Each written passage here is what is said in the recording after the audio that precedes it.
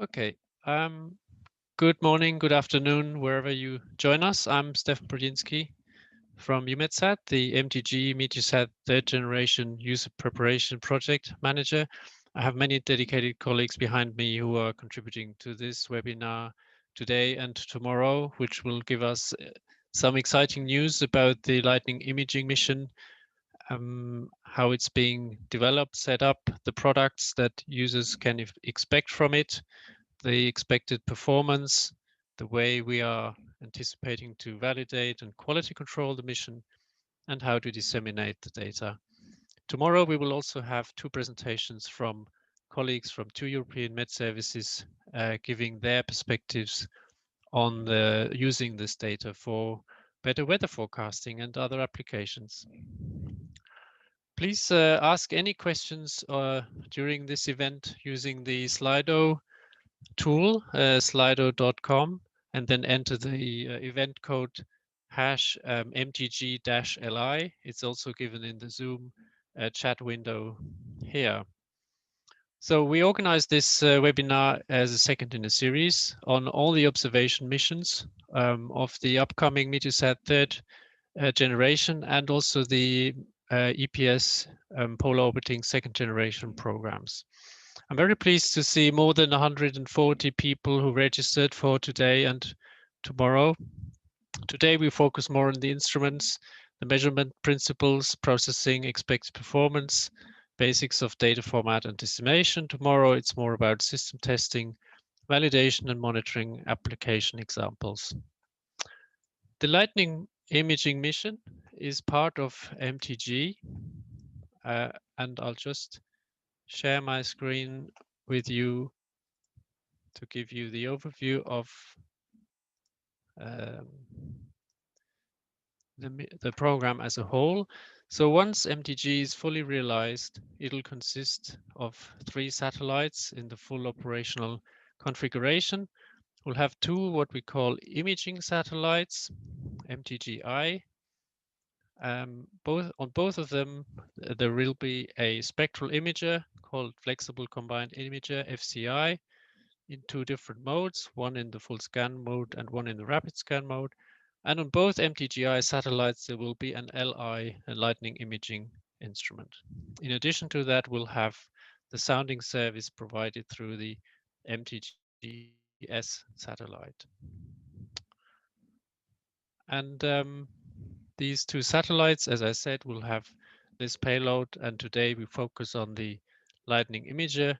One of them will be operational once it's up there. The other one will be in a backup mode. We expect start of operations in 2023 of the first imaging satellite and operational exploitation for 20 years thereafter. With that, I'd like to hand over to my colleague, Bartolomeo Vitichier, who is part of the LI team at EUMETSAT. Bart, the floor is yours. Thank you, Stefan.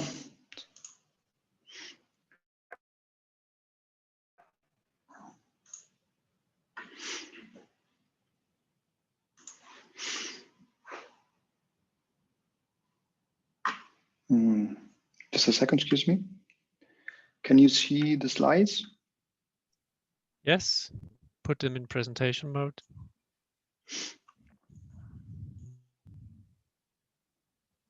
Perfect. Great. So yes, good afternoon, everybody. Thank you very much for joining, and thank you, Stefan, for the introduction. So in this first part of a fairly long presentation, we're going to focus on the instrument overview, data acquisition principle, and data filtering at level 0 and level 1B. My name is Bartolomeo Vitichier. I currently work as a team leader for the scientific team working on the LI preparation. So quick and simple information about lightning. So lightning is a sudden electrostatic discharge between electrically charged regions. Of course, we are talking about clouds and ground in this case. So when the discharge happens between parts of a cloud, we define these as lightning, intra-cloud lightning, excuse me, between two clouds, then we define the cloud to cloud, and between the cloud and the ground, we define these as a cloud to ground. Please keep in mind this notation because it's going to be very useful in the following for the following slide. So the radiation produced by an electric discharge within or below a cloud reaches the top of the cloud after multiple scatterings through the cloud itself and is detected at the top of the cloud by a lightning imager that is flying either in LEO orbit or in geoposition. So just to put into context the optical imagers that are detecting lightning from space, and in detail, of course, LI, I have put together this slide. So we have here the different signals that are used by different types of detectors or imagers to detect lightnings. So we have here at the bottom, before focusing on the first row, we have here at the bottom VHF detectors, the LMA or lightning mapping arrays. So these are detectors that have great detection capabilities. As you can see here, you can see the notation. They are actually capable of detecting the complete lightning activity. They have a baseline, which in this case means typical configuration for the detectors, which cover typical distances of 10, 20 kilometers.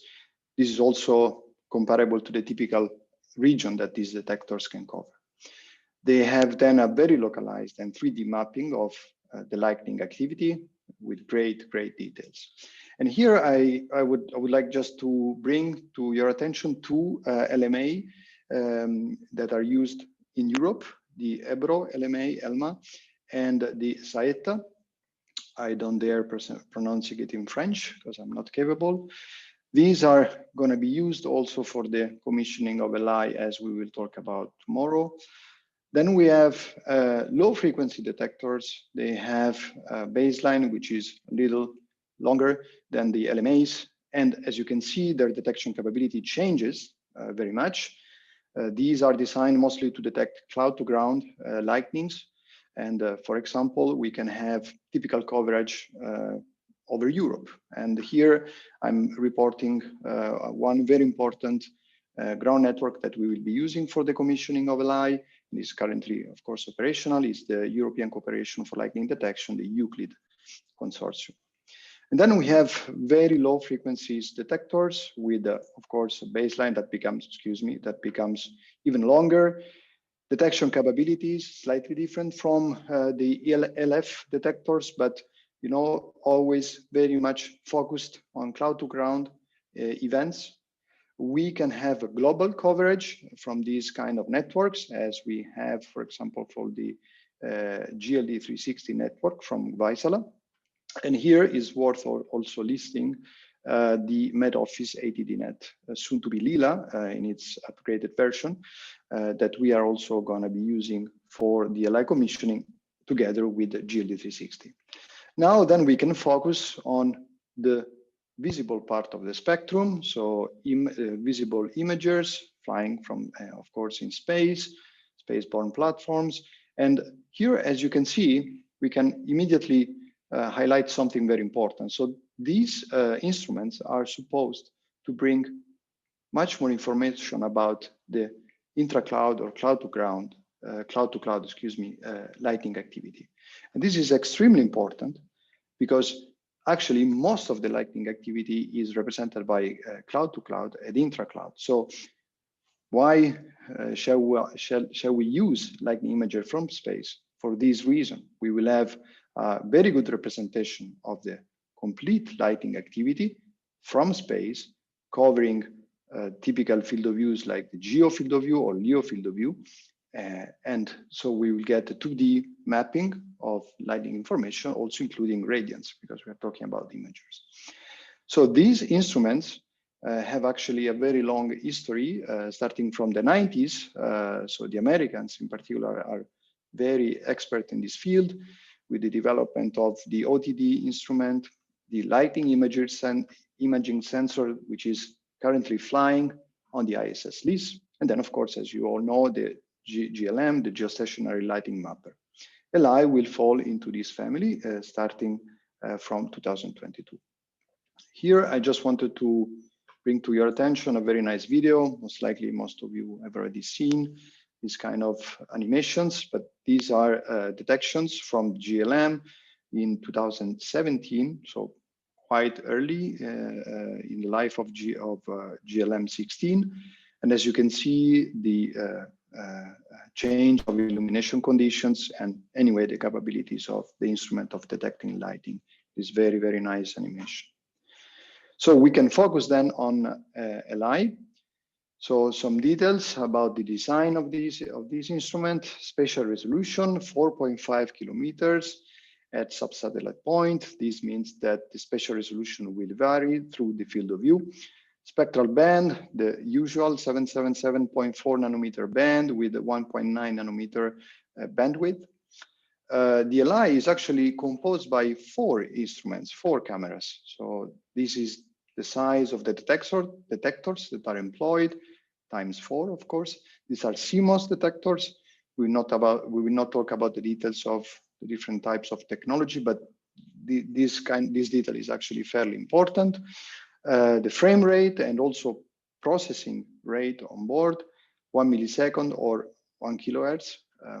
And onboard processing, we have, as for GLM, the background evaluation and subtraction and lightning detection.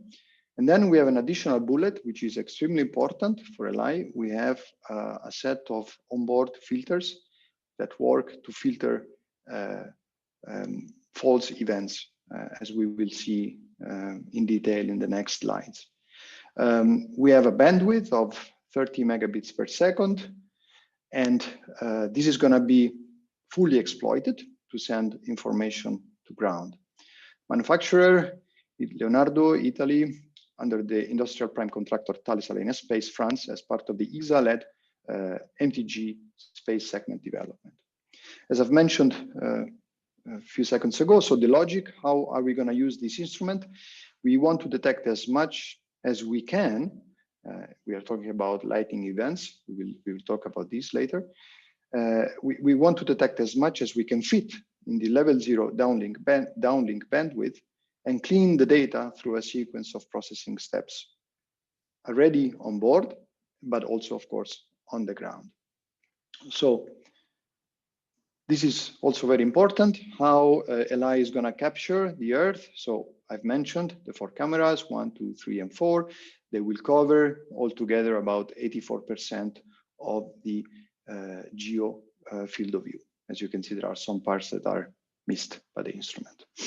So let's consider now the LI system to introduce the description of the level 0 and level 1B processing.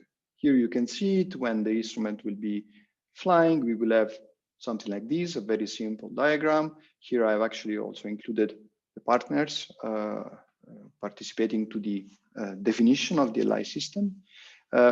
So we will have an LI instrument performing detection and filtering already on board, level 1B processor performing filtering, and level 2 processor performing filtering and the definition of the level 2 products.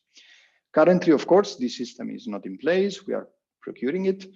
So in order to understand how the instrument works, how this system will work, we have put together in EUMETSAT what we call the LI reference processor, which is actually, I would say, the best description currently available of the LI end-to-end processing. So from this, we can, of course, learn a lot about how the instrument and the system will work, but also we can use the outcome of our simulations to present to you what the instrument will do. It's going to be very useful also for training purposes.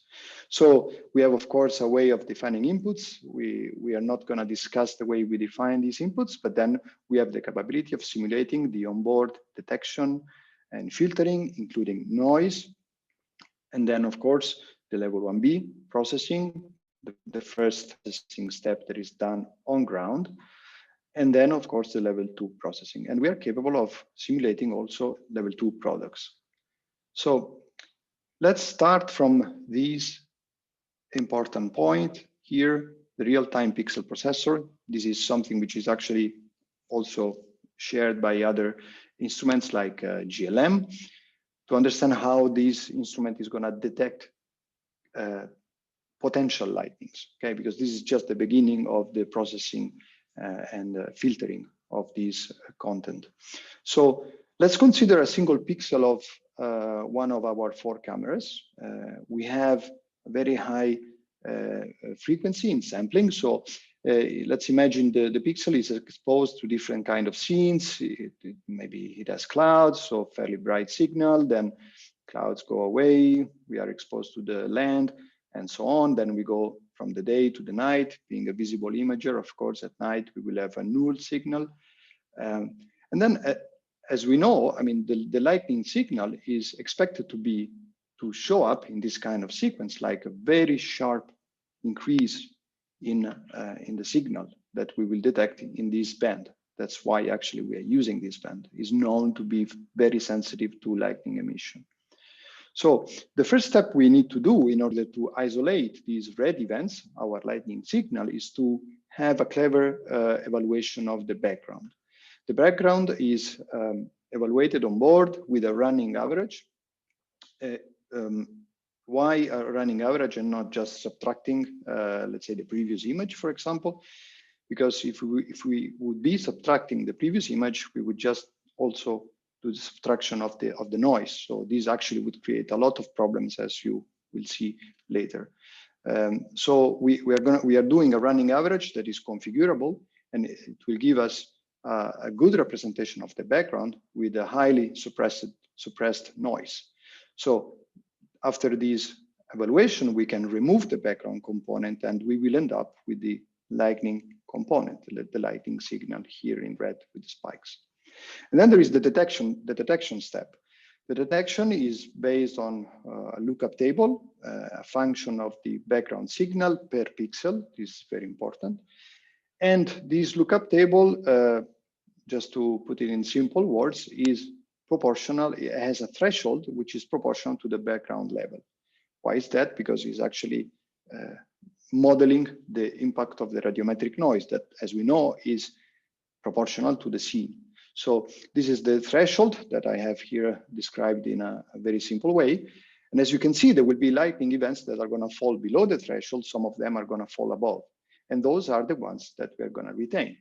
Also here, you will see, you can understand easily the big difference between night and day. I mean, due to the fact that we have a much lower signal as a background scene, at night, we will be capable of detecting much more lightning. And that's actually something that we're going to expect, different performances between day and night. But of course, this is a very ideal picture. We have here only true signals, true detected transients, okay? But due to several sources of noise, we know that we're going to have a combination of false events and true events. And actually, we will be strongly dominated for the way we are going to operate this instrument by false events. And this can be generated by radiometric noise, the main source of false events for LI, microvibration of the platform, particle impacts on the focal plane, sun glint, stray light, and so on. Now, the key point to stress and to understand for all the users is that each one of these detected transients, independently of the fact that they are true or false, are characterized by certain amount of information that is available then for the processing, for the filtering.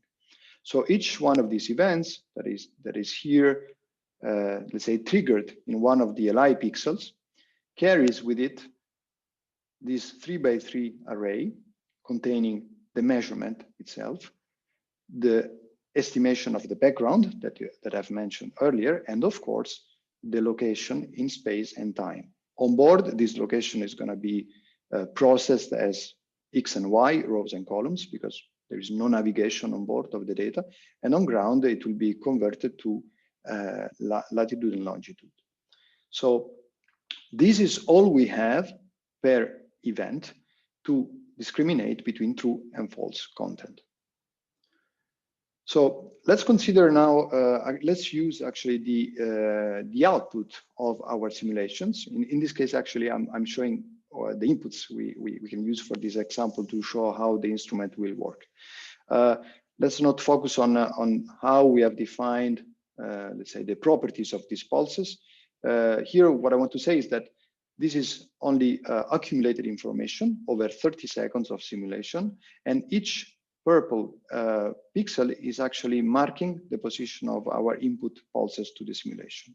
Okay, so now we're going to show a lot of pixels in cyan that, as you see here from this description, we are going to describe what happens on board. So if we consider all the information that the LI will be able to detect at RTPP, the real time pixel processor that I've explained earlier, over 30 seconds, we will see something like this. So this is not due to the malfunctioning of the instrument or something wrong in our simulations. It's actually reflecting exactly what we had mentioned earlier. So the fact that we want to detect as much as we can and then remove the false content. So how are we going to remove false content from this amount of information? We have several filters. Two of them are on board, and they are actually hardwired technology. It's not software based. So the first one is the single detection filter, SDTF. Is a simple filter which takes into account an important property of the radiometric noise. So the radiometric noise, when it appears, when it creates, excuse me, a transient, is not gonna create also around this transient other false transients, because I mean that's the way the random noise works. It's actually non-correlated in space and time. So we are gonna do through this filter an assessment of the properties of the neighbors of the detected transient. We're gonna compare the lightning signal from the neighbors, as you can see, measurement minus background, and then we're going to just compare it against a lookup table, which is for the specific filter, single detection filter.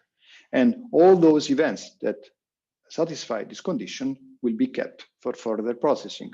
The rest will be rejected and lost forever. So the impact of this filter is seen here. As you can see, the reduction of the information is huge, and you can already start seeing the clusters of detections, of true detections that are supposed to be where the inputs are. Then the second filter is the micro vibration filter. This is supposed to deal with those false events that are created when there is a jitter of the instrument that is pointing around a transition between a bright and a dark scene. And these, of course, if you consider that we are constantly doing a subtraction between the latest background and the average background, can create a spike. Okay, so what we do an evaluation of the Sobel gradient, which is a measure of the gradient within a certain image, in this case a 3x3 image, and we compare it against a threshold, which is function of the lightning signal. I'm not gonna explain the details of how this threshold is computed, but just to understand, if the gradient is very high compared to the signal of the lightning we are getting, it means that most likely this lighting has been generated by this microvibration. So microvibration are creating, as you can see, all these chains of false events where there is a contrast between, for example, land and sea. And as you can see, the impact of the microvibration filter on board is actually mostly on these events. So at this point, we are at the last step of the level 0 processing, and by requirements, we have to have about 80,000 events per second to be processed, and that actually can be downlinked. So at this point, we move to the level 1B processing. Just one important remark for you to keep in mind. So far, after the detection, we have been filtering events only by considering the properties of each single event at each frame. So this processing is done on board every millisecond, and it focuses only on the properties of the events. Now, since we are downloading the information, downlinking, excuse me, the information, we have the capability of creating some buffer, of course. And then we can use a little more elaborate filters. And this is what we're going to show now. So first of all, there is a, let's say, a sanity check. As I've mentioned, we navigate our events, and we can then understand which ones are outside the field, the Earth disk. Here is the Earth disk. So now we'll go to green, and as you can see, the what is called pre-filter is going to reject these false events. Now we can do further processing. Here I'm considering only 3 of the filters that we are going to use at level 1B, the key ones. The others are dedicated to specific noise sources. So here we're going to talk about the hybrid filter. So the hybrid filter actually reconsider the outcome of the onboard filtering. When we perform the onboard filtering for those events that passed both filters, we have all the information that has been produced by these filtering steps, and we have also the margin with which each single event has passed either the RTPP or the detection or the single detection filter. So what we do, we are going to do a check on the margin with which each single event has passed these steps, and then we reassess which of these events have passed with enough margin, so that they can be considered, say, true more than they do in the very first step. So just to show you what happens, as you can see, we are removing events that are a bit everywhere, and the RTPP and the single detection filter are very much focused on rejecting radiometric noise, and this is, of course, what one would expect. You wouldn't expect the hybrid filter to work, for example, on these chains of DTs. Then, as you can see, we have still chains of DTs along coastlines and cloud edges. So what we're going to do, we're going to use the fact that we have a buffer of information, for example, over 1 second, and we're going to study the properties of the single detected transients and their background to try to assess the jitter spectrum. And through the assessment of the jitter spectrum, we can actually correct our measurements from the jitter contribution. Okay. So this is actually what I'm saying here. We are going to use specific DTs that have a very strong gradient that are considered to be beacons. We do an estimation of the jitter movement based on these beacons. It's a fairly complicated assessment, but I'm trying to put it in the simplest way. And then we do a correction. As you can see, we have the new signal for the event corrected by the component that are introduced by the jitter noise. And at this point, we can kind of go back to the origin of our events. We can compare, we can understand actually whether this DT prime with its energy would have been detected on board at the very beginning of our chain, because we have all the information coming from space about what happened at the beginning of the detection. And if, of course, this event wouldn't have passed, the detection on board, we were going to flag it as false. And this is the impact. And of course, as you can see, as expected, we are removing all these chains of events. Then there is the last, but I would say the most important filter is the spatiotemporal coherency filter. This is a filter that is applied to all the lightning detection data from space. So we just check the coherency, spatiotemporal coherency of each event with other events. Of course, here it looks like each one of these events is correlated to something else, but we have to think that this is a collection of 30,000 frames. So it's really like putting on a single image a content which is actually spread over a lot of frames. And many of these transients, the DTs, are not actually correlated in space in time with any other. And that's why we are going to remove them. And this is what happens, as you can see. So at this point, we have reached the end of the level 1B processing. Something to remember in this case, we don't just analyze the properties of the single DTs, but we collect DTs together and we use them, okay, to perform a more refined filtering, which is anyway targeting mostly radiometric noise, false events, and jitter related or microaberration related false events. What is very important also, differently from what happens on board, is that these events are not lost. They are just flagged as false or true at the different processing steps. So all this data will be archived, and in case EUMETSAT will want to do a reprocessing campaign, we will be able to go back, check the outcome of each filtering step, and change some settings, for example, to go through the rest of the processing. This is a very important aspect because it will also allow us to show for each filter what is the outcome of the filtering, exactly as we are doing now from these simulations. So at this point, I think the first part is over, and I think we have to go into the Q&A session. Thank you very much.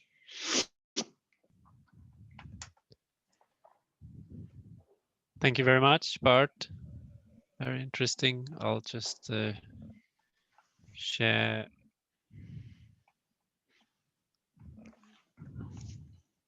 some questions here.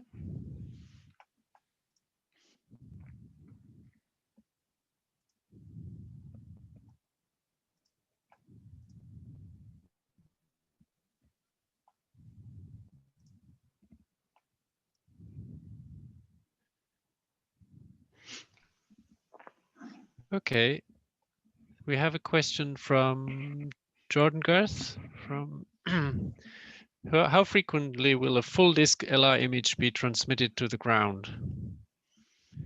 So it will be configurable. It will be either every 15, every 30, 45, or 60 seconds. So we will have to understand and assess how often to send to have this product available. This is not a disseminated product, but is for EUMETSAT a product. And this is going to be very important because most likely it's going to have an impact on the navigation of the data, because the background is the main source of information for navigating our events. So as you may understand, having an image every 15 seconds, excuse me, may be better than having an image every 60 seconds for this purpose. But this is just my feeling. There are engineers that are doing this assessment in EUMETSAT for us. Is this going to be determined during commissioning? I think so. Yes. Okay. There is a question here. You mentioned this already, but to summarize again, what are the big advantages of space-based lightning detection versus ground-based lightning network data? Also looking at the experience that the US have with the GLM. Okay, so here I'm not going to talk about any application. I'm just talking about, let's say, the capability of tracking the lightning activity. Then the use is another branch that I'm actually not really expert in that. So LI or GLM or LIS must be considered as complementary instruments to ground networks. That's a very important point. Having said that, if we look at the table that I have presented at the beginning, I guess I can share it again. Excuse me, it's a lot of slides. Okay, I'll stop sharing. You can share then if you want. Yes, thanks.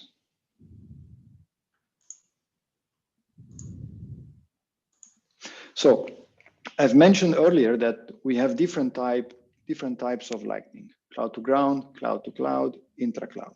Okay, so here we can see that the detection capability, the expected detection capabilities of instruments like GLM or LI are of this type. So capability of tracking 80 to 90% of the whole lightning activity. So that's something that is only matched by LMAs.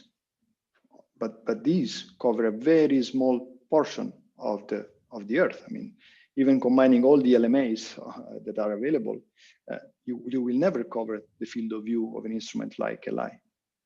And as you can see, where we go to coverage like LI, for example, VISA GLD 360, that's where you start having very good capability of the capabilities of detecting cloud to ground, but poorer capabilities compared to LI to detect cloud to cloud and intra-cloud. And as I've mentioned before, this is known to be most of the lightning activity. So that's where the lightning imagers from space will really make a difference. Okay. Can I share the screen again? Yes.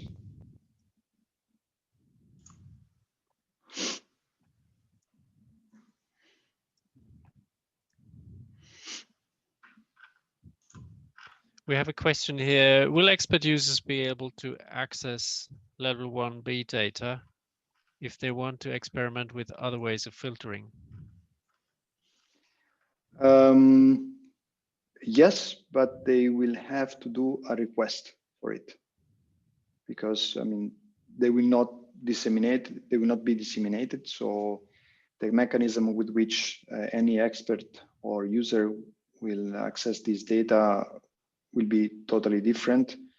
And I don't know actually if the expert or the user will have to justify this request. But I think in principle it will be possible, yes. Okay. There's an interesting one here. How do you assess how many proper discharges are lost during the filtering? Yeah, so this is a very important question, which is actually related to how are we going to assess the performances of our instrument once it is flying. Clearly, if we look at the exercise we are doing with the simulations, this is an ideal exercise, because we know exactly what we are putting into, and we know exactly which of our input pulses has been detected in our simulations. But when the instrument will be flying, we will not know much about the truth. The only thing that actually will allow us to keep track of what is happening are, for example, the ground networks, of course. But one has to remember that, of course, the ground networks are using usually radio signal. So they are not using visible signal. So these radio emissions and the visible emission are, of course, coming from the same source, but their physics is very different, and their propagation is different. So it's not actually trivial to relate ground-based detections to the optical signal that we are going to observe at the top of the cloud. So what I would say is that we will use statistical approaches to check how good we are in correlation with ground networks, but a complete knowledge of what we have missed and what we have detected is not going to be possible. But our methods for, let's say, assessing the performances of LI are robust, and are actually the ones that are used by GLM experts, for example. So we are going to employ what is the state of the art of these methods. I suppose this is part of Sven Erik's talk tomorrow, also about the LI Star facility. Yeah. Yep. Yes. There's a question from Heikki here. What is the estimated instrument average detection probability or detection efficiency on different latitudes related to lightning flash or DT? Nice to read from you. We will have a couple of slides in part 2. So I think it's going to be easier to read the answer from those. Yes, question from Tarek in Morocco. Can LI products replace the data recorded by lightning sensors on the ground? If else, what is the main advantage compared to lightning sensors on the ground? Yeah, so the main advantage I've mentioned earlier, so this capability of tracking the whole lightning activity with high detection efficiency. Excuse me, the beginning of the sentence was like, replace. Can Ally products replace the data yeah. recorded by lightning sensors on the ground? Well, I think tomorrow we're going to talk about this with some experts that have been using extensively GLM data. Some of them, I may anticipate something here, but some of them may actually have already decided to replace GLM, to use GLM, excuse me, instead of ground networks. We will learn from them why they took this decision. But what I can say is that in the Lightning community, what I see often is that experts are trying to put forward a merged product. So instead of replacing ground networks, we're gonna, as I've mentioned before, complement the information that we get from ground networks. And actually, there can be room for defining products, new products that are a combination of ground networks and space-based measurements. I suggest we take one more question, take a short break then, and then continue. Yes. So, do we have from Steve Goodman a question? Yes. How is FAR, flash accumulated radiance, I think calculated and validated? Very challenging for GLM beyond the range of the best ground truth reference data. Yeah, no, this is false alarm rate. So sorry. Steve, it's okay. Steve is mentioning, is talking about the false alarm rate, which is of course a very important parameter. I will mention why later. So we are thinking about using something that actually from in the American community is called like extended time approach. So even though lightning events, single lightning events take place over very short time scales, one wants to try to relate measurements we do on a millisecond basis to general storm activity, which of course takes place over 10, 20 minutes, something like this. So this is going to be our idea to compare what is happening on the ground and what we are detecting from space to understand what is false and totally uncorrelated from storms. Yes, so beyond the range of the best ground truth reference data, he's talking about, for example, regions that are not well covered by ground networks. So the idea is that we could combine multiple ground network measurements to create some kind of virtual network. Here I'm using the words of Douglas Mack, an expert from the US. And you know, to be able to have a data set which is representing in the best possible way the lightning activity that is taking place over the Earth. And that's going to be used for false alarm rate assessment. Okay, thanks. We will take more questions if we have time later, and we'll answer all your questions either during the webinar or offline later. So I suggest a short 2-minute break to stretch your legs, and then we resume the session. Thank you very much. Yes. Yes. So as mentioned by Stefan, we're going to focus a bit more on the level 2 filtering products that will be disseminated, and we're going to spend a few slides on the expected level 2 performances, also to answer the question of Ike. So here at this point, I think it's useful to introduce very simple concepts. So this is what we have introduced earlier. So the LI event or detected transient with its 3x3 window. So it's a pixel-sized energy measurement above the detection threshold at RTPP. This is the basic component of the optical pulse detection of LI, and it is the basic component of the data processing. We've seen it already from level 0, level 1B, and now we will talk about level 2. Then we have groups. So for everybody, for any person that is used to this type of products, we have a definition of groups for LI, which is in line with the GLM, for example. So these are sets of contiguous events, as you can see here. and these have been acquired on the same frame. So it's again a collection of connected DTs on a single acquisition frame. It is actually an optical pulse detected by LI in one frame. Groups are defined and analyzed at level 2. This is important. DTs, on the other hand, are detected on board, processed on board, and processed also at level 1B. So here we are starting from where we left before, level 1B data. So as I've mentioned before, we have several flags telling us which filter turned out to flag a certain DT as a false or true.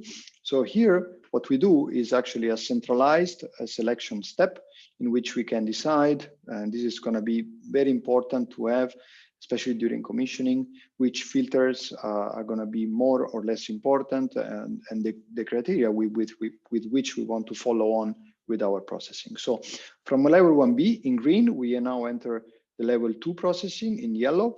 So, and we have our selected level 1B data. So we are talking about transients here.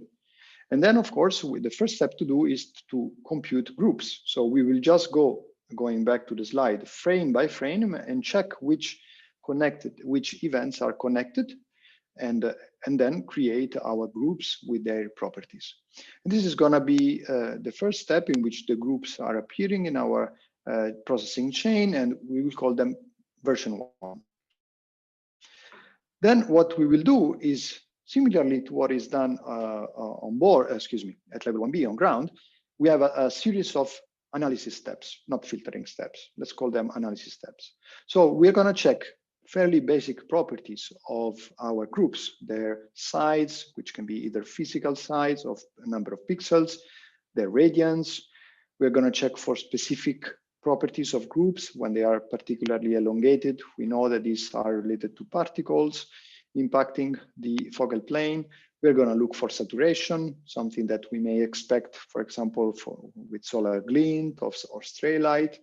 And then again, we're going to check the properties of the gradient, Sobel gradient within the groups. And also we're going to relate these to peaks that we may find, in our sequence of DTs that may be triggered actually by jitter, by the jitter. So once we have all the single groups analyzed based using these methods, we're going to have a group selection, a centralized group selection. So here is where the filtering actually will take place, and we will reject those groups that for us are false. We will not delete them, we will keep them, but they will not, the ones that are rejected will not be used for further processing. So we will have a version 2 of our groups, clearly reduced number of groups from this step. And then we go to the flash computation. The flash computation is also fairly simple in concept. Here I will run later a video of a flash as observed by ISS LIS. So we are just gonna create collections of groups that are correlated in space and time. The correlation actually is checked over very short time intervals, so the order of 300 milliseconds. And so the flash is a collection of optical pulses detected as groups, of course, correlated in space and time, and flashes are defined as and analyzed at level 2. So here is an example of a flash. This is about 1.5 seconds from ISS LIS. And as you can see, these are all the detections and how they appear through the time. You can see here the intensity. Okay, so this is actually a sequence of groups detected with the 2 millisecond acquisition frame of LIS. And these are just collected all together, creating a flash. So as I said, we compute flashes, level 2 flashes version 1, and we go then through a similar approach. We go through a series of filters that are available. We check for the single group flashes. This is a very particular category of flashes and are actually very, very frequent. Then we have number of groups, size of the flash, time correlation of the groups within the flash, distance correlation of the groups within the flash, and the average Sobel gradient within the flash. And then, as done before for the groups, we have a centralized flash rejection step to define the level 2 flashes version 2. Also, we have introduced something interesting. So the processing at level 2 will happen over chunks of 10 seconds. And within these 10 seconds, we will do the exercise of accumulating the information and going back to this step, meaning in the case in which we have rejected the flashes that at the end, at this point, is actually at the same location where we still have patches of flashes coming from the accumulation, we actually reintroduce that flash. So it's like a posteriori assessment and refinement of our filtering. And then we reach then the level 2 flashes version 3. So at this point, we have everything we need to define our products, because the different products will be defined starting from the retained information at the end of level 2. So this is to show you the impact of the level 2 filtering. I will not go through each step. I will just show everything together. And this is the reduction of the information. So in orange, we are showing the pixels that are now available at the end of level 2. As you can see, all the false information has been rejected. We are capable of tracking the input pulses. Some of them are lost, as you can see, these small features. There is here a false flash. As you can see, this is part of our performance assessment, the false alarm rate that Steve Goodman was talking about. I will clarify this later. So this is what we get at the end of the level 2 filtering. So at this point, what we have done, we check the properties of the DTs organized in groups and flashes. And of course, we always study also the background. At this point, we have, of course, included in this part also the definition of the level 2 products. So here I'm going to present which are going to be the disseminated products. So this is the LI -2 minus LGR, also known as group product. GR stands for group. So in the body, we will have this key information: the group time, latitude, longitude, radiance, group ID, flash ID. This is just to relate each group to the flashes in the clustering process. Group filter quality, outcome of the group analysis at level 2, and number of events. What is very important here to stress is that these properties here, the location, is not actually provided as the location of each single event in the group. It's actually provided as a weighted average, using as weight the radiance of each single event. So despite LI imaging and detection capabilities, the group product provides groups as points. This is due to the limits imposed by the dissemination bandwidth. In the past, we have done an effort to try to understand whether we could carry events also within this product, but the size of the product would have increased too much. So from this point stems that LI groups should be considered as the counterpart of what we know to be the ground detected strokes, okay? With radiance, of course, as a physical property, not, for example, a peak current, and of course, all the other properties associated. The group product will be produced every 10 seconds, reflecting also these chunk size that I've mentioned earlier, and is going to be provided in netCDF format.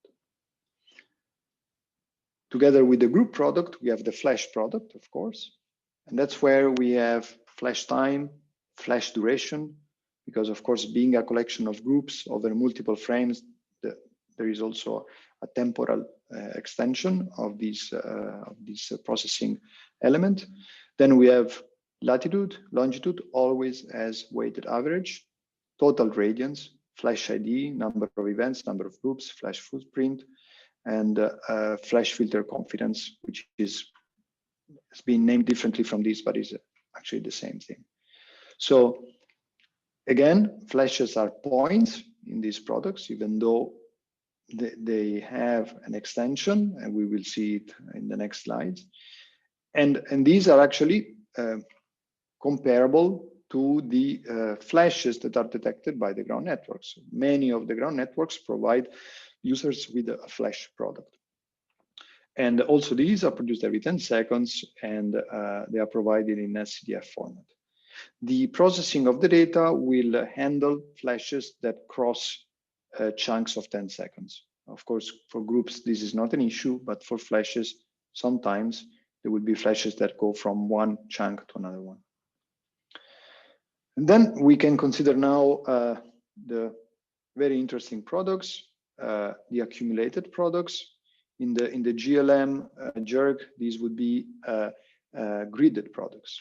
So these are provided in a way that may look a bit strange, but it's actually extremely easy to interpret. So we have a grid, which is described with the X and Y's, a geogrid, excuse me, described with X and Y's within the product. This is the standard FCI infrared 2-kilometer grid, over which we do the accumulation, okay? And we do, of course, an accumulation that starts at the LI pixel, but then information is brought on top of this grid, FCI grid.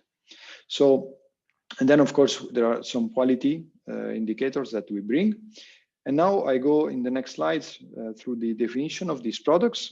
Let's try to do a very simple exercise. Here we have a flash, which is defined only by 3 groups detected over 3 frames, n plus 1, n plus 2. So the first group is this one, the second group is this one, the third one is this one. And in each frame here, I'm keeping memory of what was detected in the previous frame. So as you can see here, the flash will have a physical extension. Clearly, you can see it's composed by multiple pixels. And also, is going to have different event density. For example, here we have that each of these pixels has been covered by a single event, 1, 1, 1, 1. This one has been covered by 2, and the others by 1. So we normalize this product to the total number of events composing the flash.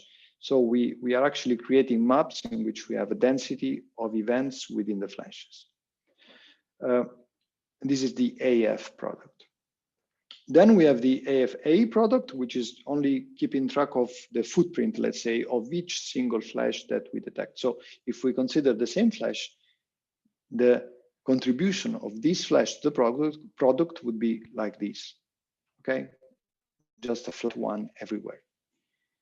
This, for example, is with this one can keep track, for example, in each grid pixel, the flash rate, of course. And then there is the radiance product that is, in a trivial way, combining the radiance. So here we have single events, and here we have 2 events. They add up, and they create this R5 plus R5 prime radiance for this pixel. So this is the radiance, accumulated flash radiance. Just to give you an example, this is the AFA, so keeping track of the flashes only, not of the events. We have to consider that events are, flashes are happening on top of each other. So also here we have this kind of look of high density of flashes, okay, low density of flashes in these simulations. But this being only 30 seconds long are a bit, let's say, poor.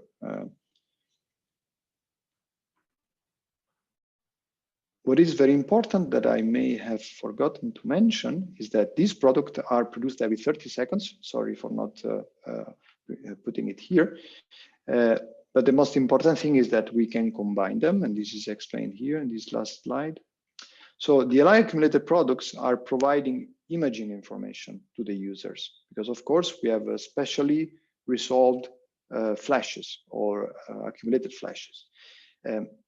So such features represent one of the most important added value of the LI emission. And person like Steve Goodman has been explaining to the whole world why there is this advantage of using the Flash extension. GLM has now gridded products. Originally, these were not in the baseline, but the Americans saw the value of this product and they are now producing them in some kind of a offline environment. These are possibly the most used products from GLM right now. And GLM accumulated products are computed over 5-10 minutes with a refresh rate of 1 minute. The LI accumulated products will be provided every 30 seconds, but of course, this can be combined. So we can easily combine them over 10 minutes to match the FCI repeat cycle. And actually, we would match also the typical time over which the Americans are using these products. And we can decide the refresh rate, of course. So at this point, I close the presentation of the products and of the processing, and I focus quickly on the LI level 2 expected performances. These are going to be very few slides on a very specific and technical topic. So I've presented earlier this diagram in which we are capable of simulating end-to-end performances. But of course, I mean, if we think about the fact that through this processing, we are simulating the detection and the filtering of input pulses, the performances at this point, at level 2, will be strongly affected by our input scene. So last year, between March and June, we have done a detailed analysis, and a big part of this analysis was actually focusing on how to define input pulses that are representative in the best possible way of the optical signals that we will observe on top of clouds. Okay, and then we are providing these inputs to this simulator, which is, as I say here, representing the level 0 instrument simulator, encompassing the level 0 instrument simulator and level 1B prototype delivered by industry. So this is really up-to-date description of the level 0 and level 1B processing, updated version of the level 2 prototype processor. So all the ingredients here are, let's say, presenting the best possible representation of the instrument and of the lightning activity that we are aiming at detecting. So the pulse properties have been defined by combining data from FEGS, the Fly-Eye GLM simulator, a key instrument for the validation of GLM. So we used this data to set the temporal variation of the pulses, the radiance, their duration, the radius has been done by using this data. The location in space and time is, let's say, set from the flash properties that are here, since flashes are collection of pulses. And then we have been using Severi level 2 products to spot regions where precipitation are supposed to happen. So that's where lightning are expected to take place. And then other properties are all set by a combination of least data and just a single property from LMA. Okay, so based on these, we are capable, of course, of relating what we detect here and what we have put in input. We can track each single pixel that we have at level 2 to the origin pulse. So at this point, it's going to be extremely easy, actually, to compute the simulated performances of LI. And we have to stress that for any imager, and that's why Steve was asking about the false alarm rate, the performances of a lightning imagery are going to be always described by two performances, a bad one and a good one. Okay, so the flash false alarm rate, so the number of false flashes at level 2, and the flash detection efficiency, so the percentage of real flashes that passes through level 0, level 1B, and level 2 filtering. One important thing is to say is that in order to detect a flash at level 2, what is required is that we detect at least one of its pulses. Okay, so it's a convenient performance, but is used across, let's say, the lightning detection community. So of course we're using it too. Extra, the detection threshold is defined by the pulse radiance at which the ratio between the number of detected pulses and input pulses with a certain within a certain radiance bin is 50%. We have adopted this definition from Mason Quick work that has been analyzing GLM data versus FEGs. So in a single slide, there will be so much to say, but I mean, we cannot say it. So we have been assessing performances in 3 different illumination conditions: day, night, and the transition from day to night. These are performance averaged over the whole field of view. So to answer the question from Ike, flash detection efficiency, false alarm rate, detection threshold. So the simulated lighting and detection performances of LI are characterized by a strong variability. And the flash detection efficiency varies between 0.3 or let's say 30% and 98%. For a false alarm rate that can be as high as 24 flashes per second. But on these, there is a margin of improvement to reduce the false alarm rate. And the detection threshold varies between 4-15 microjoule per square meter per second. So if we look as for comparison to the performances of GLM that differently from us, that we are performing a simulation has been detecting real pulses while FEGs was performing detection, this is what we get. So GLM performances against FEGs were assessed over the US. This is very important, not over the whole field of view, between 6 a.m. and 6 p.m. local time, defining the illumination conditions, of course. There is a strong storm-by-storm variability, coherent with what we have. When selecting similar illumination conditions, the LI flash detection efficiency over the whole field of view is 59% and is comparable to the GLM flash detection efficiency over the US, 61%. And the GLM detection threshold is about 10 microjoule per square meter per steradian. This is a communication from Mason Quick. So this is something very important that I would like to stress. There is also giving us an idea of what we will do in commissioning. So it is worth stressing that in-flight LI performances will not be assessed with an instrument like FEGs. EUMETSAT will employ a large set of external reference data, including ground and space-based lighting location system like GLM.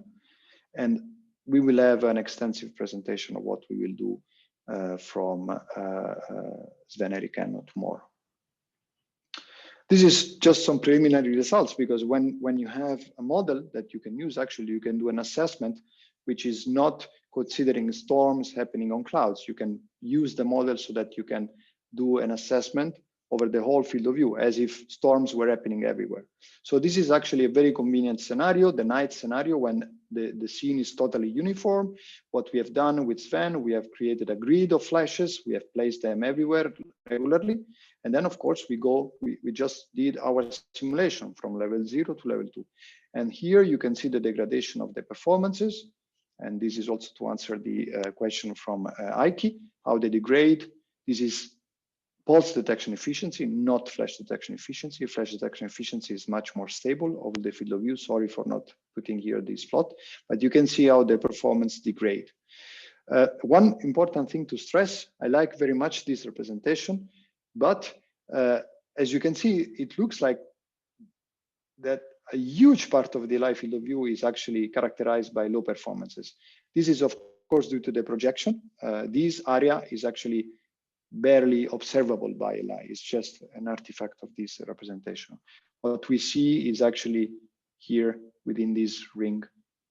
And also what you can see here is that we can do assessment of the detection threshold as varying from sub-satellite point, going outside, and things of course change.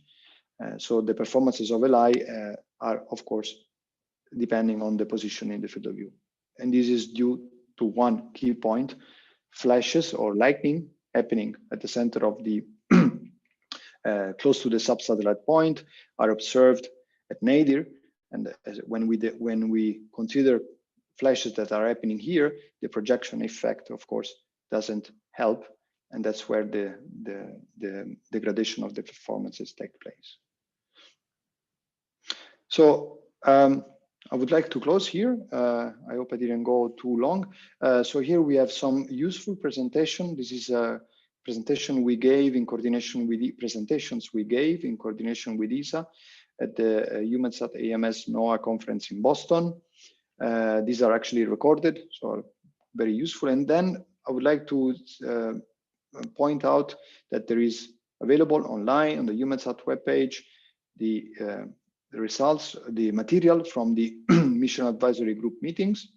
At this link, everybody can find the technical note that describes the complete analysis we have done for the expected level 2 performances that I have presented here very quickly. So thank you for your attention. And of course, now it's time for questions. Thanks very much, Bart. It's very interesting. And you addressed several of the questions that are in Slido.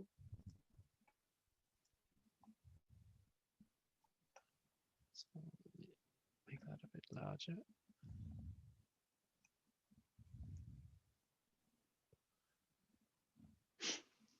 Okay, we had a question here. Some questions relate to which data are actually disseminated via EUMETCAST. I suggest we park those questions for after Katja's talk, which comes after. Yes. So let's capture this one here. Is there a time limit for flash duration? No, currently there isn't. Okay. So as I've said, we go through different chunks in our processing. We keep the information of a flash, but we don't have the plan of truncating artificially flashes.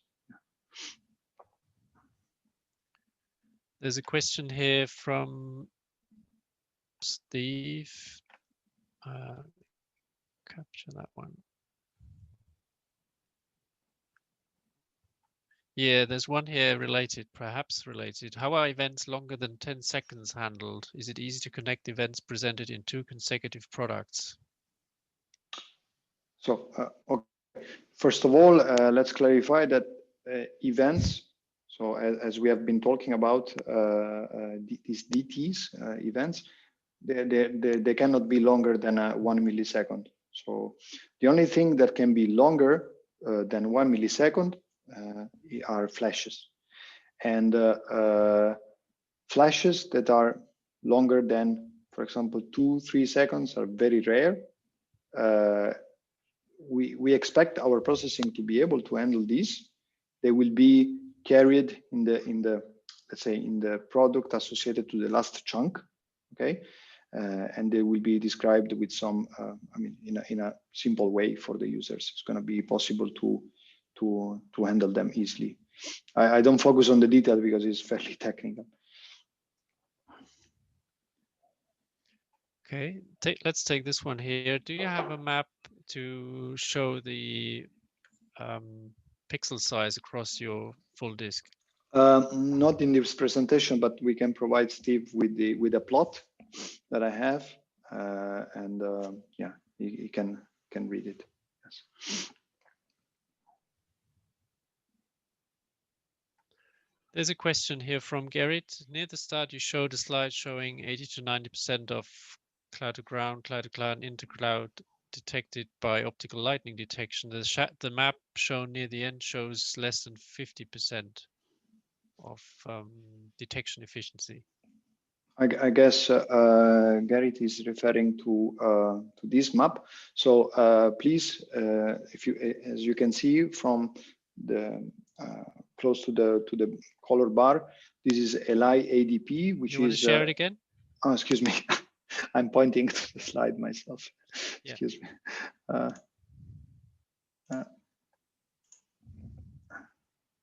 Can you see it? Yes, I can see it now. So as you can see here, this is LI ADP. So this is pulse detection efficiency.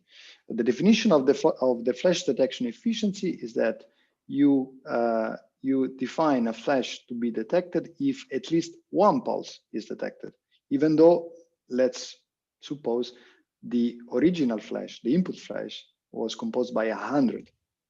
So as you can imagine, for a pulse detection efficiency that indeed doesn't go above 60%, the flash detection efficiency is going to be much higher and much more stable within the field of view. This is something I'm sorry, I apologize. I should have presented here a plot that shows how different, how much more stable it is, the flash detection efficiency with the distance from the sub-satellite point compared to the LI-ADP or the pulse detection efficiency. I think Sven Erik has a map showing something like this tomorrow. Maybe, yeah. I cannot recall in detail. You mean the detection efficiency or the pixel size map? Detection efficiency. Let's double check that.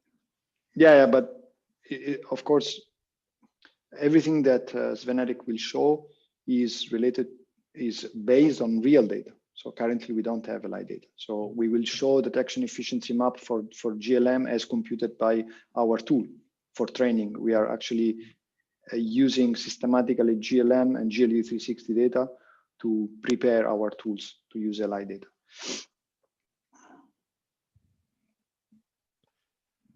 Okay, I'll share another question here.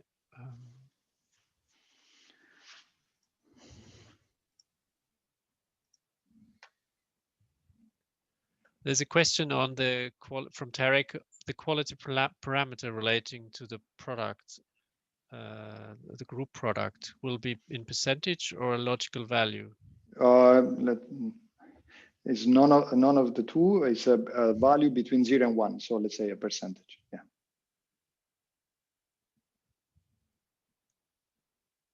Will it be possible to take bolides with Lightning Imager?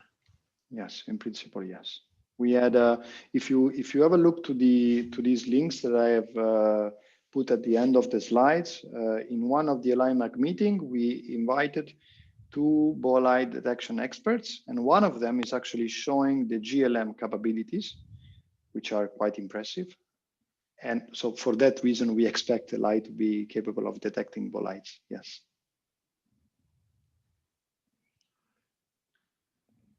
Do you have a recommended method to deal with the parallax shift effect? Well, there are several publications from Katrina Wirtz that I'm pretty sure she has done the best work available on this specific topic.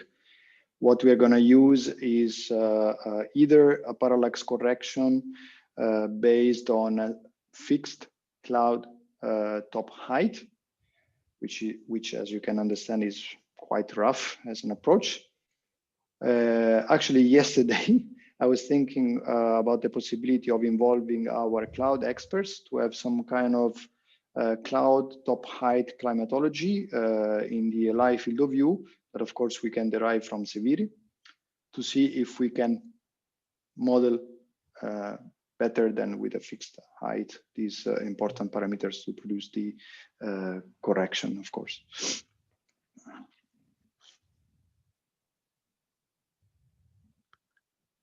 Okay, let's take this question and then a short break afterwards before we move to Katya's talk. Given the geographical coverage of LI, do you have plans to validate the product with users in Africa? Yeah, this question is actually very, very important. Africa is in a very strategic position for LI, not just for the users, but also for LI itself. Is an area where we know there's going to be very, very high lightning activity all over the year. So we have 2 plans. We are currently running a study with the LMA experts, European LMA experts, to define dedicated LMA campaigns in Africa. So we are actually assessing where and when during the year it would be good to run these campaigns. And we are trying to assess all kind of aspects from budget to availability of resources and everything. LMA is lighting mapping array. Yes, excuse me. Yeah, these are, as I've mentioned, these are small networks in terms of number of detectors and coverage, and they can be actually transported everywhere in principle. So that's why we are planning to do a dedicated campaign. And then in the last LIMAG meeting, we got in touch with the South African Weather Service, and they gave us their availability to provide us to share the data they have with their Vaisala-based network in South Africa. And then, of course, over Africa, there will be the coverage of GLD 360. So in total, we may have 2 + 1 if we will do a dedicated campaign types of data to validate the LI over Africa. Okay, very good. Thank you very much, Bart. I suggest a 2-minute health break, and then we continue. Thank you. Resume the recording. Okay, great. Welcome back. And we move to the last presentation of this afternoon, provided by Katja Hungershofer. She's the LI Instrument Functional Chain Coordinator at EUMETSAT. And she'll speak about format specification and the dissemination baseline, and also the test data sets that have been released so far to prepare users for this mission. Katja, over to you. Okay, thank you, Stefan. Can you see the full screen? Yes. Okay, very good. Okay, then good afternoon, everybody out there. So as Stefan has mentioned, this presentation will provide you some information about the format of the LI Level 2 products, the current dissemination baseline, and then information about test datasets. And this work covers, of course, the work of many people here at EUMETSAT. Okay, let's start with a look at the whole system. As you can see, it is quite complex with a lot of elements and dependencies, so we will not have time to cover them all. But our main interest today is the LI data stream. So what we have, normally the level 0 data will be acquired by the instrument, and then it will be received at the mission data acquisition ground stations, and then it will come to EUMETSAT in order to be processed up to the level 2 for the dissemination and for the archiving. And in the following, we follow, you see you are part of the system. We will follow on, yes, we will look at the LI Level 2 products and how they will be provided to you as the end users. So the presentation is basically split into 3 sections, one for each topic in the title. And in the end, you will find a list of documents in case you want to have a closer look afterwards. Okay, regarding the format, Bartolomeo has already covered the description of the scientific content in the previous presentation, so I will focus more on some technical aspects in the following that I thought could be interesting to you as a user. Okay, all the LI products are formatted as netcdf files. So this is a self-describing machine-independent binary format. And this format allows you the definition of dimensions of variables and attributes. So variables, they have a name for sure, and then they can have dimensions and given a certain data type. The attributes provide some additional information, and you can associate those either to the variables, to groups, or globally for the whole data sets. Example attributes are, for example, the long name, the units, and the scale factor and at offset. The current or the products we were looking at today, they are following a so-called classical netcdf model. That means they have a flat structure, so you will find no groups inside. And whenever possible, we follow 2 conventions, the CF conventions for climate and forecast data, and the ACDD. Okay, I suppose that the majority of you are probably very familiar with netcdf format. For those who are not, let's have a quick look into one example file. On the left, you see the output of the ncdump command. And you can see that there's a dimension called flashes that indicates you that we have 225 flashes inside this product. And you see that the variables defined below all have the dimension flashes. Okay, there's one thing you need to know when reading the data. Let's take, for example, here the latitude. As you can see within the file, you will find it's encoded as a short. So you will find the short values inside. And in order to get the latitude in degrees, which is what I suppose you are interested in, you would have to use the scale factor and the add offset attribute like it is given here in the yellow box in order to retrieve the latitude then in degrees in the float value. Okay, this slide introduces some basic terminologies. When we speak of a data chunk, maybe you recognize that Bart has used it already. So we mean a portion of the data set that is used by the ground processing. And the length of such a chunk is chosen in order to meet the timeliness and the processing criteria. We differentiate between two types of chunks. They are called body chunk and trailer chunk. So the body chunks contain the scientific data. They can be either one single file or several body chunk files, all of course following the same format. And contrary to the body chunk, there will be always one trailer chunk. And in case, for example, the data is split into several body chunks, then in the trailer, you will find a list of all the associated body files. And additional quality parameter that will also be applicable for all the body chunks. You can find them in the trailer chunk as well. And then maybe one last information about the chunks. So they are all named following WMO naming conventions. Just look at an example. Here you have just an arbitrary list. You can see that within the file name, you will find information about the spacecraft and the instrument. So MTG I1 LI. You find the processing level, the data type. So this refers to the products that Bart has introduced to you before. And there's also an information about coverage. Here, FD stands for full disk. You can also see in the file name that it is chunked by the CHK, and you can see if it's a body or a trailer chunk indicated by body or trailer. Then you have the dates and the start. This is the most interesting. So the sensing start and end time. And then at the very end, you have two different counters.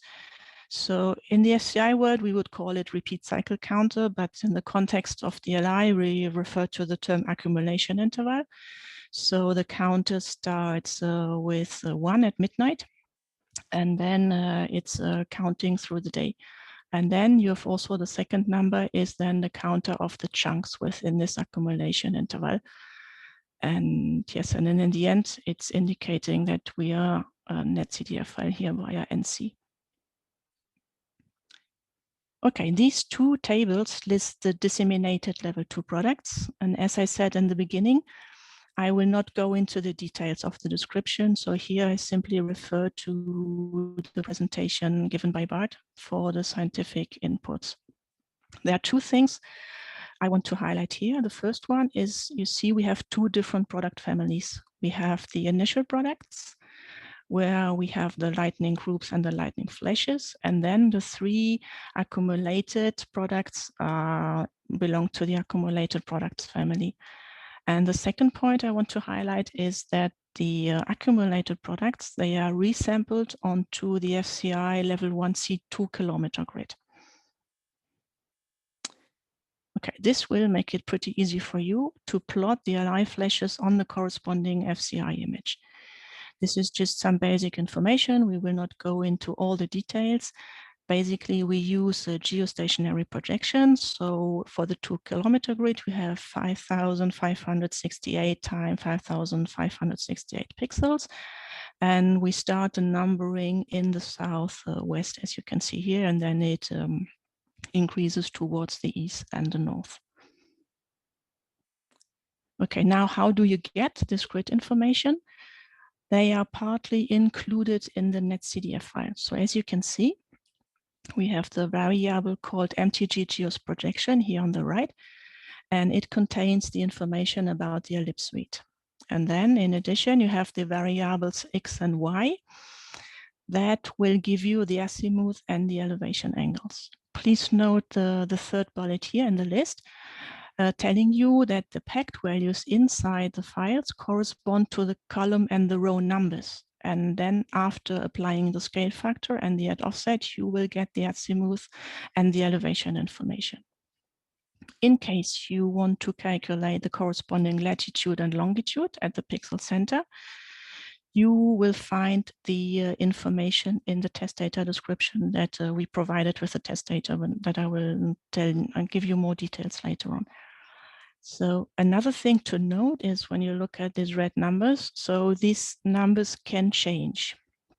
So I think it would be recommended not to hard code them, but really to use the information that is available within the files, because then you will be more flexible on your side. Okay, now let's look at the dissemination and the archiving. So the main document is called MTG dis, and it defines all the data sets that will be disseminated and archived for the whole MTG program. So the MTG has been, the last version has been approved by Council in the last December, and it is available to you at the EUMETSAT webpage. Currently, this version, it defines the set of so-called day one products. These are the products that will be available once the system goes into operations after successful commissioning. And then, of course, once we have everything working, we can think about new products and really, yes, evaluate what is possible for the day two. Okay, for the data distribution, we will use the existing mechanisms like the EUMETCAST Europe, Africa, and terrestrial, and also the data store that will be your interface in getting access to the archive data as well. I will not go more into detail here now, but please contact Stefan via Slido in case you have any questions. I guess you are very familiar with this anyway. Okay, for the disseminated products. So here you have the list from the MTG this document. Due to timeliness, as I said we will disseminate the products per chunk. So for the initial products, this chunk size is configurable and it will be between 7 and 11 seconds. So the current assumption as given in the table will be 10 seconds. The accumulated products, the typical chunk size there will be 30 seconds. You see it's the same for EUMETCAST Europe, EUMETCAST terrestrial, and then for the other dissemination mechanisms. For the archiving, each product within a configurable archiving accumulation interval, let's call it like this, will be aggregated and then stored in the data center or the data store. So currently here, the assumption, as you can see in the column, is 10 minutes. Yes. For regarding the approximate data volume per day, you can see it's between 0.4 and 5.3 gigabytes per day. And it's the same for EUMETCAST Europe and terrestrial because we will provide the same products. Regarding the timeliness, the requirement of 120 seconds is given in the table. Our goal is to improve this, but it is very challenging. And the top priority here remains to have the system working before we think about optimizing. For the users in Africa, the LI accumulated flash area product will be disseminated via the EUMETCAST Africa. This was discussed in the WMO meetings. And for the users there, we also have an MTG EUMETCAST Africa product user guide. This will cover FCI and LI, so you will also find the information about the FCI to kilometer grid there that you would need in order to visualize the data. Okay, now let's look at the test data. An LI level 2 test data set is available to you since May 2020 on the EUMETSAT webpage. You just click on the link that I give you on the page, and then you will come to the right the web page.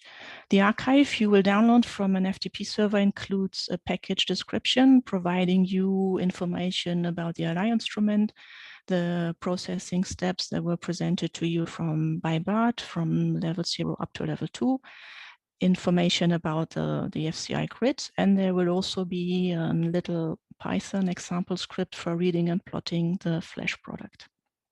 The aim for this data set is really to familiarization with the format.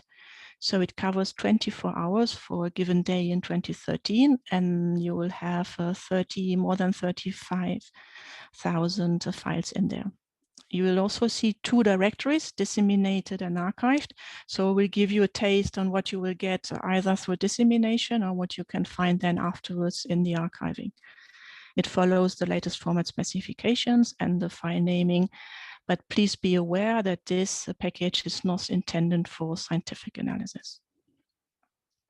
In order to fill that gap, we have a plan in Q2 21 in order to release a new test data set that then will deal more with the scientific content.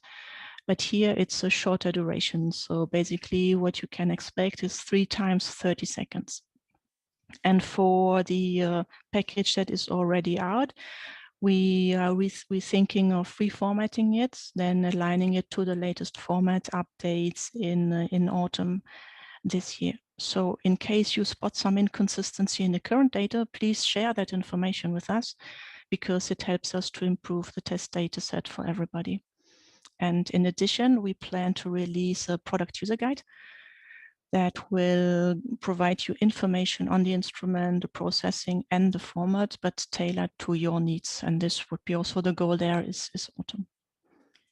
So this is basically what I wanted to show. Here you have the references. So I thank you for your attention, and I'm happy to take questions.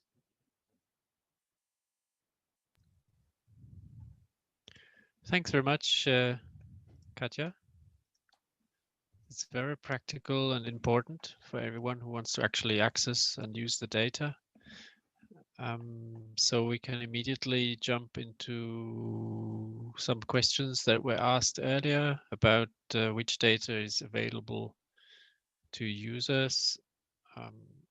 So there was a question about whether level 0 and 1 data will be made available by EUMETSAT or only level 2. So I think the answer is only level 2 data and the various shapes and forms it takes. Yes, exactly. Just find that question again.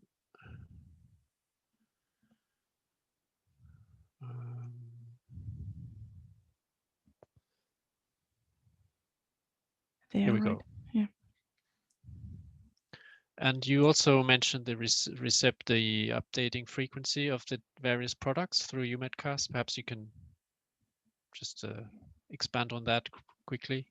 Yeah, so we have different times. This is important. So the quickest are the 10 seconds chunk for the initial products. Then the accumulated products are the 30 seconds. And then in the archiving, we are currently working, or the assumption is 10 minutes.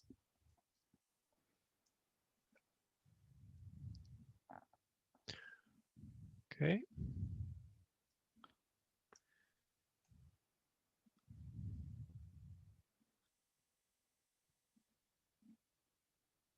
There is a question here about from Gerrit. Are the accumulated products calculated from disseminated point products, or does their calculation use additional information that is not disseminated? No, they are based on the initial products, and then they are accumulated. So there's no hidden additional information. Good. Excuse me? Yeah. This is Bartolomeo jumping in. No, that is not totally correct because what we have explained earlier is that events will be used to define the accumulated products, and the level 2 events are not disseminated.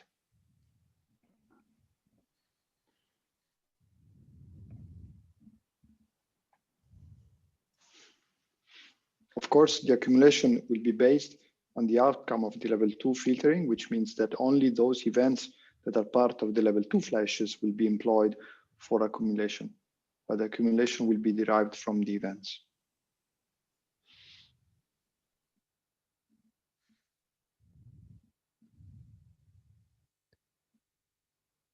Okay.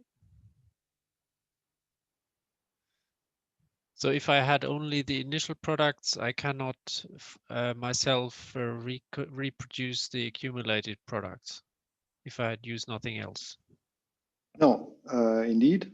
As I've mentioned earlier, we thought that having also the events into the group product would actually give an additional value, and this would be the additional value.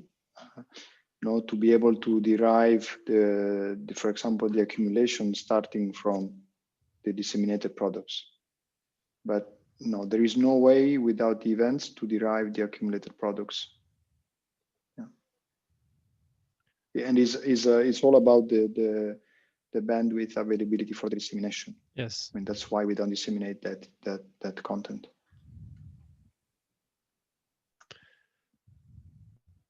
Okay, there's a question about access to the test data sets. So let me say that all the presentations you've seen today will be made available to you as PowerPoint through a link that we'll disseminate to everybody by email.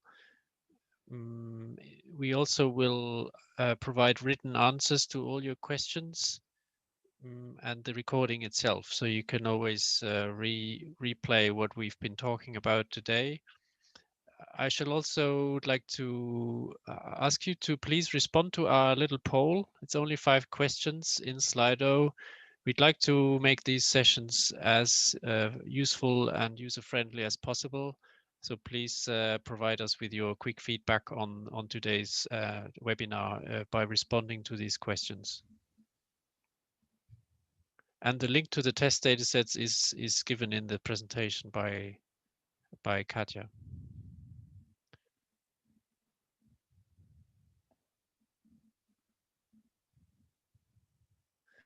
There was a question, will it be possible to have the level 2 data both with and without parallax correction?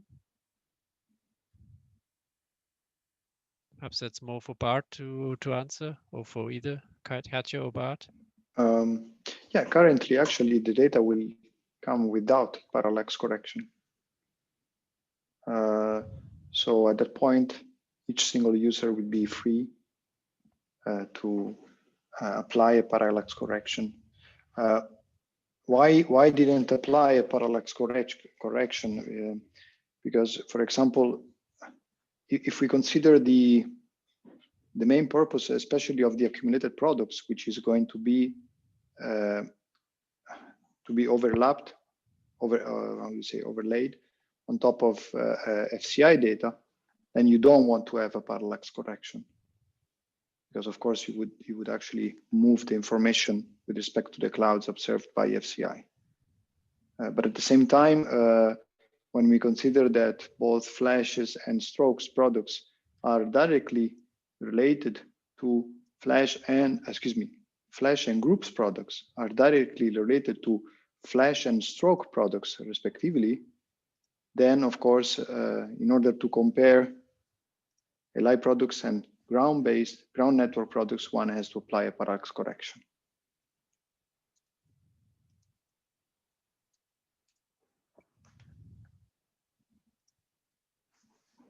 Okay.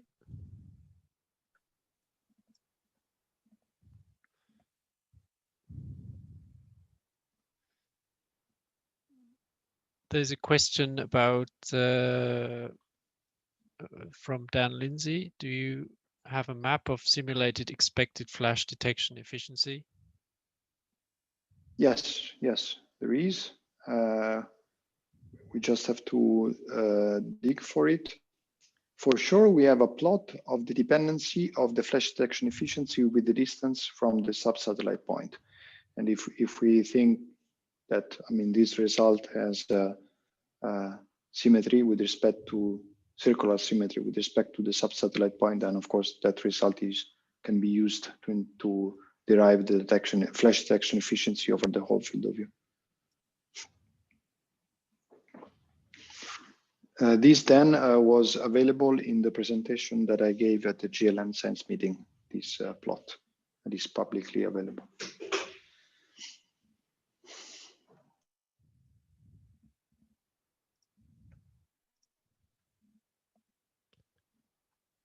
There's a question about coordinates. The XY coordinates in the geostationary projection, is the localization of the middle of the pixel or one of the corners? It's the middle of the pixel. And in the presentation, there's also a link to a poster by Johannes Müller at the EUMETSAT conference on the grids. So provide some more details.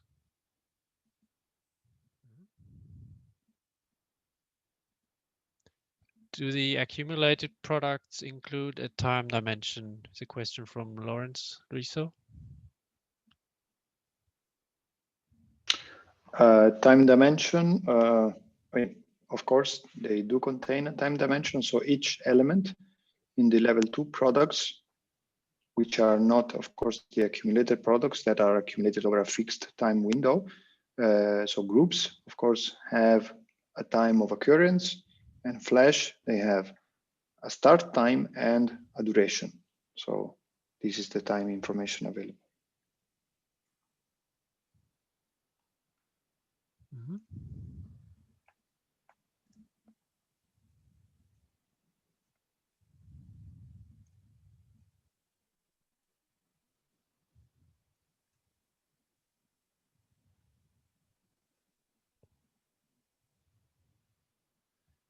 Can you make a statement about the comparison of the LI products to the products that are available from GLM? There are some European Met services who've started using GLM products in their forecasting in the Caribbean and Yes. South America. Yes. So, of course, groups products from the 2 platforms and Flash products are directly related. Accumulated and gridded products as named for GLM. I don't know which are the gridded products that are disseminated exactly right now, but we know that there are some overlap, unfortunately, and this is something we would like to work on with the cooperation of Eric Bruning, that is part of the LIMAG. We are trying to find the common products and try to align also the definitions, because the problem is that there are some common products, but they are named differently. So this makes it very difficult. Even for me, I cannot recall right now which are the similar accumulated products between the 2 systems. It might be useful to have a table somewhere Yes, in a product user guide. That's actually something that Eric is working on, also in collaboration with Andrea Diamandi. Yes. Mm-hmm. Regarding the poll that we asked you to complete in feedback to the webinar, it was closed a few minutes ago, but now it's open again, and so you can provide your comments and respond to the questions. Thank you.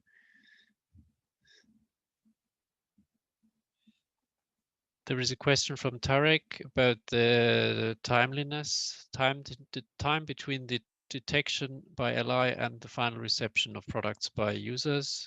Has Katja commented on that? Perhaps Katja, you can reiterate what you said. You mean the timeliness about the 120 seconds? Yes. Yes. So Yes. this is the requirement, and yeah, the goal would be 60 seconds, but yeah, as I said, this is challenging, but we are working on it.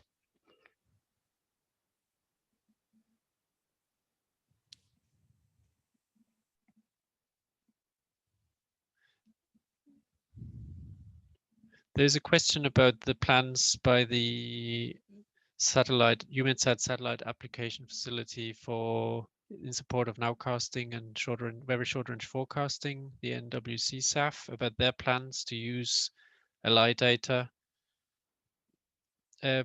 we have not included this in this webinar. We are very aware that they are deeply looking into this subject, and they have proposed plans to do so in their next operational phase starting in 2022. These plans are not yet fully finalized, and therefore we haven't included it here. But once they are finalized and agreed, we are planning a separate user preparation webinar just on those plans.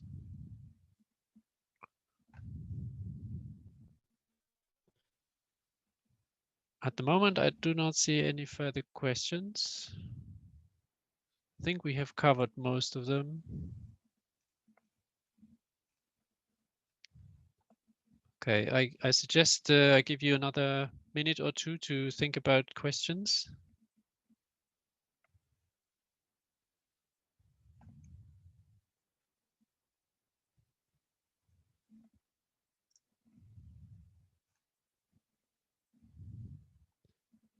Yes, there is a response, I guess, to the questions from Eric Bruning here about the equivalence between LI and GLM products.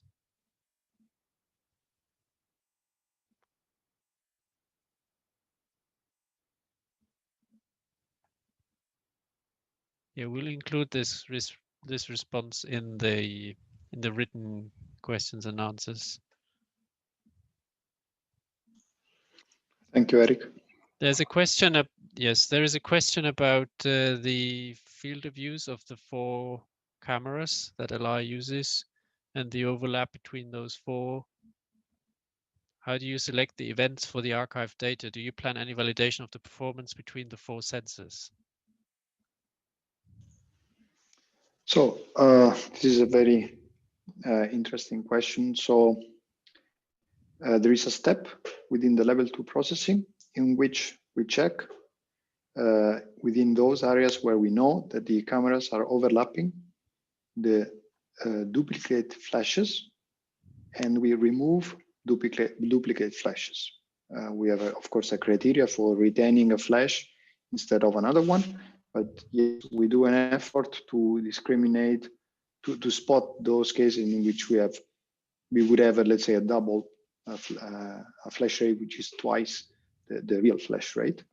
Yes, do you have any planned validation in this region? So Sven will show you a slide of how we will use the overlap regions for the intercomparison between OCs for radiometric performances.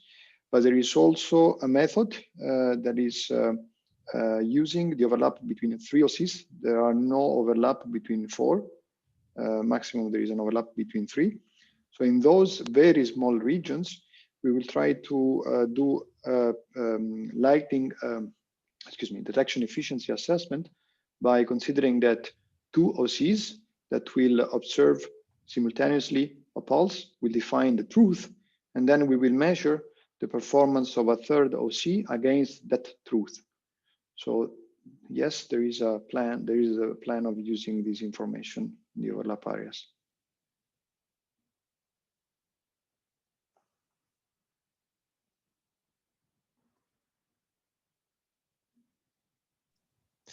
Okay, we had a similar question on this subject from Jordan before. I suggest we respond to that question and any remaining that we didn't answer in writing after this event.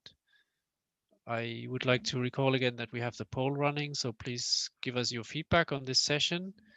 We are running now towards the end of the session, and I would like to thank all the speakers, Katja and Bart, for your dedication to this user preparation webinar, day 1. I hope it was useful to you, and we had certainly some great questions coming from the audience. Everything will remain open for tomorrow. The Q&A will have the same tomorrow. Tomorrow we have a second session starting again at 1400 Central European Time, 1300 UTC. I hope to see you all there. And with that, I'd like to close this session. So thank you very much for being with us today. Thank you, everybody.